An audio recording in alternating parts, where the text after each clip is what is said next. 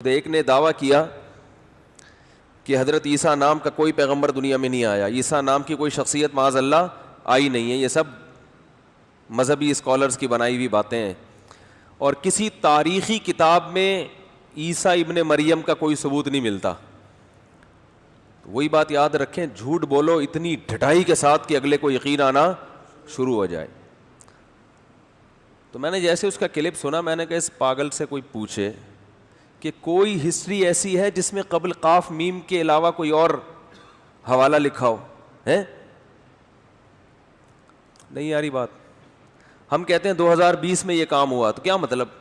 عیسیٰ ابن مریم کو بیس بنا کے کہتے ہیں نا کہ ان کے بعد سے 2020واں سال چل رہا ہے. جس شخصیت کو ہر ہسٹری کی بیس بنایا گیا ہو کہ اس سے پہلے یا اس سے بعد میں یہ کام ہوا، اسی شخصیت کو کیا کر دیا؟ غائب. اور کہہ رہے ہیں کہ ہسٹری میں کوئی ثبوت نہیں ملتا.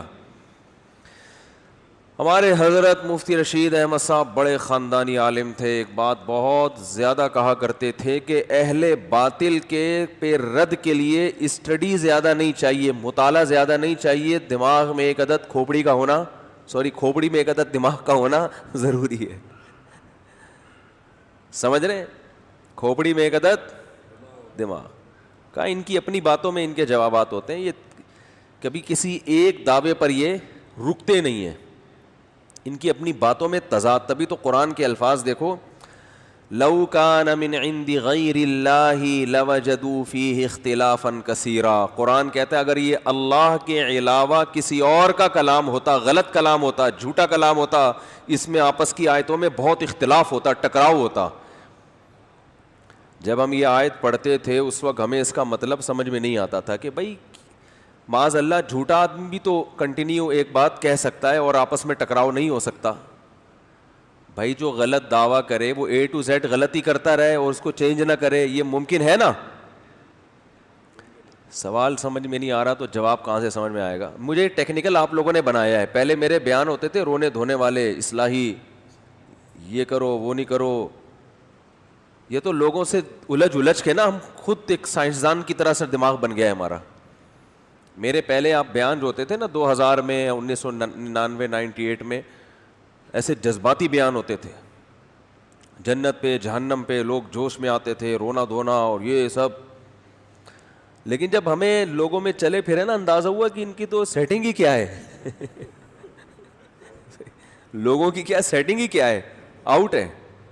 کچھ نظریات ہی ٹھیک نہیں ہے، کانسیپٹ ہی کلیئر نہیں ہے. اگلے کو جنت پہ یقین ہی نہیں آ رہا تو کیا خوش ہوگا جنت پہ؟ وہ کہے گا یار یہ ایسی بنائی ہوئی چیزیں ہیں، ہورے ویسے ہی بس مولویوں نے لوگوں کو بیوقوف بنانے کے لیے ہوروں کے چکر میں ڈال دیا. سیاسی بیانات ہیں تو مذہب بھی لوگوں کو ایسی سیاسی باتیں کر کے موٹیویٹ کرتا ہے.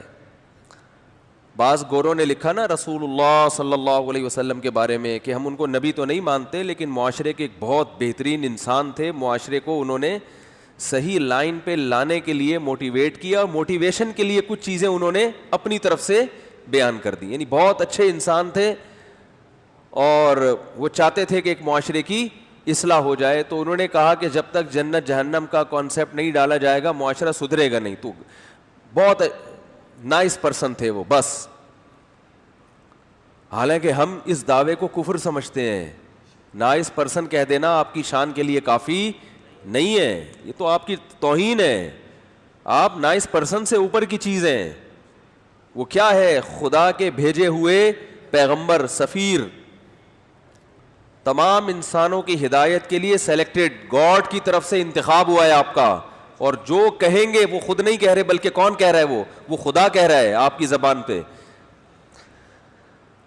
تو جو بہت ہی اچھے قسم کے انگریز ہیں نا وہ کہتے ہیں ویری گڈ، نائس پرسن. تبھی وہ ایک گورے نے کتاب لکھی ہے نا تاریخ 100 انسانوں کے بارے میں، یہ جو دنیا میں بہت ہی جن کا اثر پڑا ہے دنیا کے اوپر، ان میں سب سے زیادہ محمد صلی اللہ علیہ وسلم کو پہلے نمبر پہ، نام کو اور بہت سارے لوگ ہیں کہ جو بہت انہوں نے معاشرے پہ ایک اچھا اثر ڈالا ہے. تو اچھا اثر تو بھائی نیوٹن نے بھی ڈالا ہے، اچھے کام تو نیوٹن نے بہت کیے ہیں. اچھے کام تو اقوام متحدہ نے بہت زبردست اچھے کام کیے. یونائٹڈ نیشن نے، آج یونائٹڈ نیشن اگر نہ ہو تو بڑی طاقتیں چھوٹی طاقتوں کو کھا کے ہڑپ کر دیں. WHO کے بھی بہت سارے اچھے کام ہیں. یہ ہمیں فری پھوکٹ میں جو مل رہی ہیں اتنی ویکسین, یہ ساری WHO کی وجہ سے تو مل رہی ہیں. تو کچھ غلط بھی ہو سکتا ہے, ہو رہے ہو کام, اچھے بھی ہو رہے ہیں, غلط بھی ہو رہے ہیں, لیکن بہت سے اچھے بھی ہو رہے ہیں. تو رسول اللہ صلی اللہ علیہ وسلم کی جو دعوت ہے نا میرے بھائی, وہ بالکل ہی منفرد دعوت ہے, وہ بالکل ہی ایک الگ بات ہے. اور اس کو قبول کیے بغیر, اس کو مانے بغیر آپ انسان کے بچے بن ہی نہیں سکتے.